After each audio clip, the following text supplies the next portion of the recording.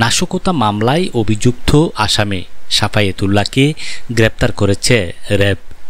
গত 21 এপ্রিল 2025 সদর মডেল থানা এলাকা হতে বৈষম্য বিরোধী ছাত্র আন্দোলনে নাশকতা ও হত্যার চেষ্টা মামলার আসামি সাফায়েতুল্লাহ প্রকাশ বাবু পিতা মোহাম্মদ আমিনুল্লাহ সাংদৌলতপুর থানা ফেনী সদর জেলা ফেনীকে গোপন সংবাদের ভিত্তিতে ফেনী পৌরসভার 0 পয়েন্ট এলাকা হতে গ্রেপ্তার করে র্যাব।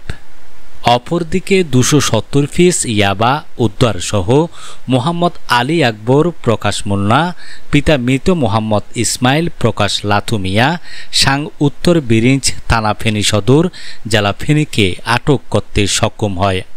গত 21 এপ্রিল 2025 ফেনী জেলার ফেনী সদর মডেল থানাধীন পৌরসভা এলাকার জৈনক্য লাথু মিয়ার টিনশেড বিল্ডিংয়ের সামনে পৌঁছালে গোপন সংবাদের ভিত্তিতে 270 পিস ইয়াবা উদ্ধারসহ আসামিকে গ্রেপ্তার করে র্যাব।